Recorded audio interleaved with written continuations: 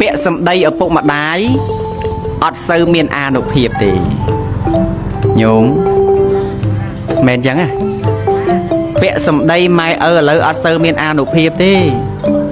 ហើយបើថាចែកដីឲ្យកូនអស់ផងខ្សោយបណ្ដោយហ៊ានតែច្បិចឲ្យអស់ហើយខ្សោយហើយអស់ពឹសហើយអស់ញ៉ាញ់ហើយអស់ខ្មើទៅហើយឪពុកម្ដាយគ្រប់រូបគឺត្រូវតែអញ្ចឹងតោះណាញោម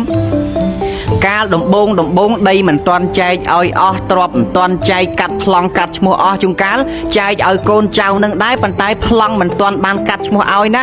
មានឥទ្ធិពលពាក្យសម្ដីចេញមកមួយម៉ាត់ដូចមហាក្សត្រយានីអញ្ចឹងអំណាចមែនទេញោមតែដល់ទៅពេលចែកអស់ហើយញោមត្រៀមទៅប្រៀបបីដូចជាមហាក្សត្រយានីដែលអស់តំណែងត្រូវចូលក្នុងដំណាក់ត្រជាក់អញ្ចឹង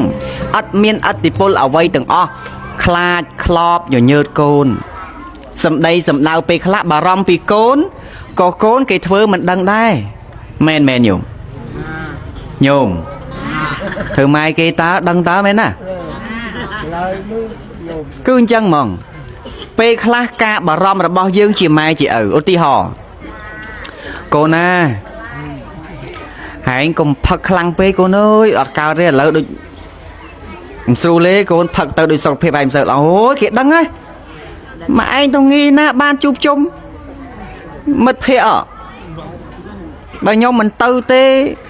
មិត្តភ័ក្តិគេអន់ចិត្តបានថ្មចេះតែនិយាយណែកូនចៅឯងហ្នឹងមិនកូនចៅនេះណាចោលហ្នឹងចោលទូទៅឯងមិននឹងអស់ទេកូនចៅខ្លះអាចខ្លាចក្រែងចិត្តមិត្តភ័ក្តិគេខឹងបើមិនទៅជួបគេទេបើមិនបានផឹកជុំគេទេខ្លាចគេអន់ចិត្តខ្លាចមេអន់ចិត្តខ្លាចបងឯកឧត្តមអន់ចិត្តខ្លាចបងអុកញ៉ានឹងអន់ចិត្តខ្លាចបងនេះបងនោះអន់ចិត្តប៉ុន្តែមិនដែលខ្លាចម៉ែឪឯងអន់ចិត្តទេ